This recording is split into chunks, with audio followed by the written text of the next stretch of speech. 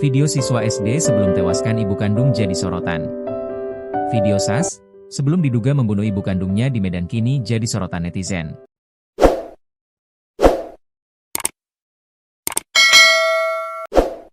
Tak hanya itu, netizen juga menyoroti ulang tahun terakhir Sas pada 3 November 2025. Korban diketahui bernama Faiza Soraya, ditemukan tewas bersimbah darah di Jalan Dwi Kora, Kelurahan Tanjung Rejo, Kecamatan Medan Sunggal, Sumatera Utara pada Rabu, 10 November 2025. Ia diduga ditusuk sebanyak 12 kali oleh Sas menjelang pagi hari.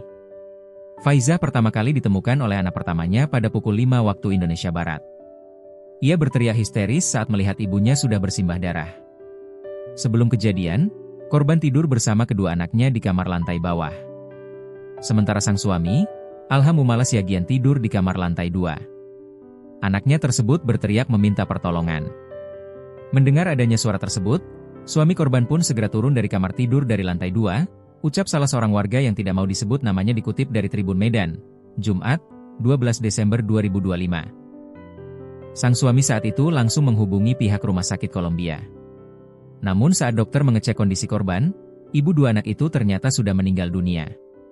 Korban ditemukan dengan kondisi di sekujur tubuh ada beberapa tusukan dan darah berceceran di lantai, kata warga itu lagi. Sang suami pun akhirnya menghubungi petugas Polsek Medan Sunggal. Diduga korban dibunuh oleh anak keduanya, Sas. Sebab saat kejadian, diinformasikan kalau anak pertamanya melihat Sas memegang pisau. Sas kemudian dibawa ke Polsek Sunggal sambil didampingi oleh ayahnya. Kasat Reskrim Polrestabes Medan AKBP Bayu Putro Wijayanto mengatakan, sang anak bungsu yang memegang pisau itu kini sudah diamankan. Sudah dibawa ke Polrestabes Medan, kata Bayu Putro.